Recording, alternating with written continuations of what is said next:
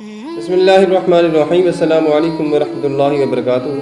محترم سامعین، کیسے ہیں آپ سب؟ امید کرتے ہیں کہ آپ سب اللہ تعالیٰ کے فضل و کرم سے ٹھیک ٹھاک اور خوش ہوں گے۔ آج کی ویڈیو میں ہم آپ کو بتائیں گے کہ شب قدر کا قیام اور اس بابرکت رات میں انسان کو کون سے ایسے کام کرنے چاہیے کہ جس کی وجہ سے اسے اللہ تبارک و تعالیٰ کے زیادہ سے زیادہ انعامات حاصل ہوں۔ ماہ رمضان مبارک انتہائی بابرکت اور مقدس مہینہ ہے۔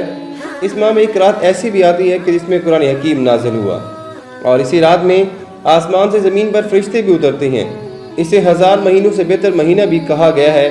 کتاب و سنت میں اس کی بڑی فضیلت بیان کی گئی ہے۔ جمہور علماء کا اتفاق ہے اس بات پہ کہ لیلۃ القدر امت محمدیہ صلی اللہ علیہ وسلم کے لیے خاص انعام ہے، کسی اور امت کو یہ رات عطا نہیں کی گئی۔ حدیث مبارکہ میں اس موقف کی تائید بھی ہوتی ہے۔ چنانچہ حضرت انس بن مالک رضی اللہ تعالیٰ عنہ حضور اکرم صلی اللہ علیہ وسلم سے روایت کرتے ہیں کہ آپ صلی اللہ علیہ وسلم نے فرمایا، ان عز وجل وہب لامتی لیلۃ القدر ولم یعطها من کان قبلکم۔ بلا شبہ اللہ تبارک و تعالیٰ نے لیلۃ القدر میری امت ہی کو عطا کی ہے، ان سے پہلے کسی امت کو یہ عطا نہیں کی گئی۔ دہلمی الفردوس۔ لیلۃ القدر کی فضیلت کا اس بات سے بھی اندازہ لگایا جا سکتا ہے کہ قرآن حکیم میں پوری ایک صورت اس کے بارے میں نازل ہوئی جسے سورۃ القدر کہتے ہیں۔ حصول برکت کے لیے وہ صورت ہم آپ کو سنا دیتے ہیں۔ اعوذ باللہ من الشیطان الرجیم، بسم اللہ الرحمن الرحیم۔ انا انزلناہ فی لیلۃ القدر وما ادراک ما لیلۃ القدر لیلۃ القدر خیر من الف شہر تنزل الملائکۃ والروح فیہا باذن ربہم من کل امر سلام ہی حتی مطلع الفجر۔ ترجمہ: بے شک ہم نے اس قرآن مجید کو شب قدر میں اتارا، اور آپ کیا سمجھتے ہیں کہ شب قدر کیا ہے؟ شب قدر فضیلت و برکت اور اجر و ثواب میں 1000 مہینوں سے بھی بہتر ہے۔ اس رات میں فرشتے اور روح الامین یعنی کہ حضرت جبرائیل علیہ السلام اپنے رب کے حکم سے خیر و برکت کے ساتھ ہر امر کے ساتھ اترتے ہیں، اور یہ رات طلوع فجر تک سراسر سلامتی والی ہے۔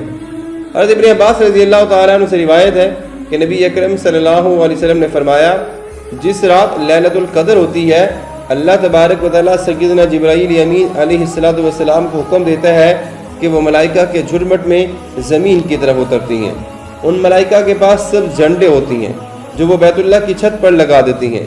سیدنا جبرائیل امین علیہ السلام کے 100 پر ہیں، جن میں سے وہ 2 پر صرف اسی رات کو کھولتی ہیں۔ وہ 2 پر مشرق و مغرب سے تجاوز کر جاتی ہیں۔ جبرائیل امین اس رات کو فرشتوں کو ابھارتے ہیں، چنانچہ وہ فرشتے ہر اس بندے سے سلام کرتے ہیں جو کھڑا ہو، بیٹھا ہو، نماز پڑھ رہا ہو، ذکر کر رہا ہو، کچھ بھی کر رہا ہو لیکن اللہ کی عبادت کر رہا ہو، اور ان کی دعاؤں پر وہ آمین کہتے ہیں، یہاں تک کہ صبح ہو جاتی ہے۔ پھر صبح ہو جاتی ہے تو حضرت سیدنا جبرائیل امین علیہ السلام فرشتوں کو آواز دے کر کہتے ہیں کہ بس اب چلو۔ فرشتے عرض کرتے ہیں کہ اے جبرائیل، اللہ تعالیٰ نے امت محمدیہ کے مومنوں کی ضروریات کے بارے میں کیا فیصلہ فرمایا؟ سیدنا جبرائیل امین کہتے ہیں کہ اللہ تعالیٰ نے انہیں نظر رحمت سے دیکھتے ہوئے ان سے درگزر فرمایا اور انہیں بخش دیا سوائے 4 لوگوں کے۔ صحابہ کرام نے عرض کیا، یا رسول اللہ صلی اللہ علیہ وسلم وہ 4 لوگ کون ہیں؟ تو آپ نے فرمایا، ایسا انسان جو کہ ہمیشہ شراب پینے کا عادی ہو، والدین کا نافرمان، رشتے ناطے توڑنے والا، اور مشاحن۔ ہم نے عرض کیا، یا رسول اللہ صلی اللہ علیہ وسلم یہ مشاحن سے مراد کون ہے؟ تو آپ نے فرمایا، ایسا انسان جو دل میں کینہ رکھنے والا، بغض رکھنے والا ہو۔ بہی کی شعب الایمان میں یہ بات منقول ہے۔ اس کے علاوہ نبی اکرم صلی اللہ علیہ وسلم نے یہ بھی فرمایا، من قام لیلۃ القدر ایمانا واحتسابا غفر له ما تقدم به من ذنبه۔ نسائی میں یہ بات، مسلم الصحیح میں یہ بات موجود ہے۔ کتاب صلاۃ المسافرین وقصرھا، باب الترغیب فی قیام رمضان وهو التراویح۔ جو شخص شب قدر میں ایمان کے ساتھ ثواب حاصل کرنے کی غرض سے کھڑا ہو، اس کے سابقہ گناہ بخش دیے جاتے ہیں۔ شب قدر میں شب بیداری کا کوئی خاص طریقہ اور عبادت نہیں ہے۔ اپنے طبی ذوق کے ساتھ جس قدر بھی ممکن ہو سکے انسان اللہ کو یاد کر لے۔ مناسب یہ ہے کہ جتنی دیر جاگنا مقصود ہو اس کے 3 حصے کر لی جائیں۔ ایک حصے میں نوافل پڑھ لیں، ایک حصے میں قرآن مجید کی تلاوت ہو جائے، اور ایک حصے میں درود و استغفار، دعا اور زیادہ سے زیادہ اللہ کا ذکر کیا جائے۔ جیسا کہ اللہ نے قرآن مجید میں فرمایا، اتل ما اوحی الیک من الکتاب واقم الصلاۃ ان الصلاۃ تنہی عن الفحشاء والمنکر ولذکر اللہ اکبر واللہ یعلم ما تصنعون۔ سورہ عنکبوت پارہ نمبر 21 آیت نمبر 29۔ ترجمہ: اے حبیبی مکرم صلی اللہ علیہ وسلم، آپ وہ کتاب پڑھ کر سنائیے جو آپ کی طرف بذریعہ وحی بھیجی گئی ہے، اور نماز قائم کیجیے، بے شک نماز بے حیائی اور برائی سے روکتی ہے، اور واقعی اللہ تبارک و تعالیٰ کا ذکر سب سے بڑا ہے، اور اللہ ان کاموں کو جانتا ہے جو تم کرتے ہو۔ اس آیت کریمہ میں انہی 3 عبادتوں میں نماز، تلاوت قرآن اور ذکر الہی کو ایک جگہ پہ جمع فرما دیے گئے۔ اما عائشہ صدیقہ رضی اللہ تعالیٰ عنہ روایت فرماتی ہیں کہ نبی اکرم صلی اللہ علیہ وسلم نے فرمایا، یا رسول اللہ، اگر مجھے شب قدر معلوم ہو جائے تو اس میں کیا دعا مانگوں؟ تو آپ صلی اللہ علیہ وسلم نے کیا فرمایا؟ اللہم انک عفو تحب العفو فاعف عنی فاعف عنا یا غفور۔ اے اللہ، تو بہت معاف کر دینے والا ہے، عفو و درگزر کو پسند کرتا ہے، بس مجھے بھی معاف فرما دے۔ لیلۃ القدر کون سی رات ہے؟ اللہ تبارک و تعالیٰ نے اس امر کو مخفی رکھا ہے۔ ایک قول آتا ہے نبی اکرم صلی اللہ علیہ وسلم کا کہ اگر انسان 21، 23، 25، 27 اور 29 کی راتوں کو جاگے تو گویا اس نے رمضان مبارک کے اندر رہتے ہوئے، آخری عشرے میں رہتے ہوئے لیلۃ القدر کی رات کو پا لیا۔ شب قدر کو رمضان کے آخری عشرے میں طاق کی راتوں میں تلاش کیا کرو۔ بخاری کتاب صلاۃ التراویح باب تحریہ لیلۃ القدر فی الوتر من العشر والآخر۔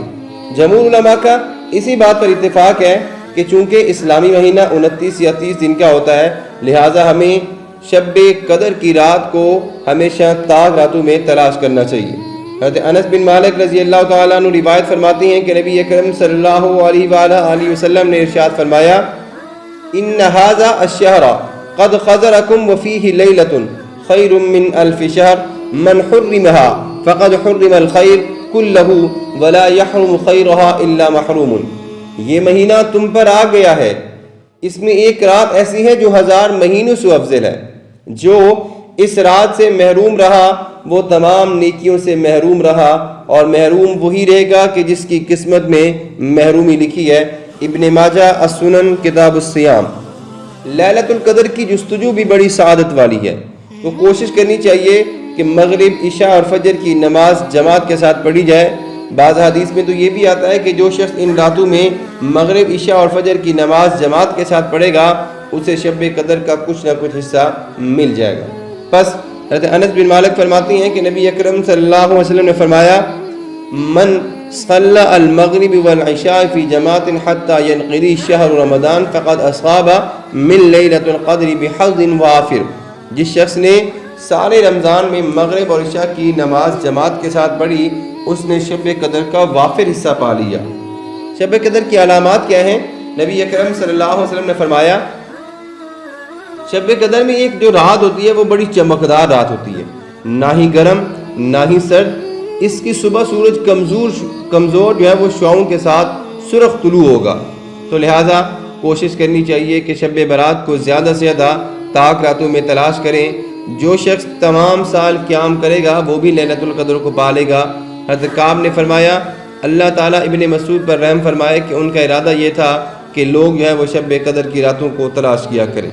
تو لہٰذا خلاصہ کلام یہ ہے کہ لیلۃ القدر اپنی خصوصیات کی بنا پر ایک انتہائی بابرکت اور مقدس رات ہے۔ اس رات کو غنیمت جانتے ہوئے جس طرح بھی انسان سے ہو سکے وہ اپنے مولا کو، اپنے آقا کو، اپنے رب کو منانے کی ہر ممکن کوشش کرے، اور اس مبارک رات کی قدر بھی کرنی چاہیے۔ اپنے گناہوں کی معافی مانگتے ہوئے قرآن مجید کی تلاوت کا معمول اپنا لے، زیادہ سے زیادہ نوافل پڑھے، اور ایسا طرز عمل ہرگز اختیار نہیں کرنا چاہیے کہ جس سے اللہ تبارک و تعالیٰ انسان سے ناراض ہو اور انسان اس رات کے فیوز و برکات سے محروم ہو جائے، کیونکہ اس سے محرومی بہت بڑی سعادت سے محرومی ہے۔ لہٰذا انسان کو شب برات کی رات کو تلاش کرنے کے لیے رات کا خصوصی طور پر اہتمام کرنا چاہیے، جاگنا چاہیے کہ اللہ تبارک و تعالیٰ تو روزانہ آسمان دنیا پر تشریف لاتے ہیں اور کہتے ہیں کہ ہے میرا کوئی بندہ جو مجھ سے اپنے گناہوں کی معافی مانگے تو میں اس کو معاف کروں۔ نبی اکرم صلی اللہ علیہ وسلم بھی زیادہ تر رات کا اکثر حصہ عبادات اور دعاؤں میں صرف کیا کرتے تھے، بسر کیا کرتے تھے۔ لہذا اس شب میں زیادہ سے زیادہ عبادت کرنا سنت نبی صلی اللہ علیہ وسلم بھی ہے۔ ہمیں چاہیے کہ اخلاص کے ساتھ اس رات شب بیداری کا اہتمام کریں، اپنے مولا کو راضی رکھیں۔ اس رات شب بیداری کا کوئی طریقہ کار تو نہیں ہے، بس جتنا ہو سکے زیادہ سے زیادہ قرآن مجید احادیث کی تلاوت و سماعت میں مشغول رہیں، تسبیح پڑھتے رہیں، درود شریف پڑھتے رہیں یا نوافل پڑھتے رہیں، یا پھر اگر ہو سکے تو صلاۃ التسبیح پڑھ لیں۔ اس کی حدیث میں بہت بڑی فضیلت آئی ہے۔ اللہ تبارک و تعالیٰ سب کو یہ رات اور اس رات کا جو ثواب ہے وہ فراہم کرے، آمین، اور سب کے گناہوں کو بھی معاف فرمائے، ثم آمین۔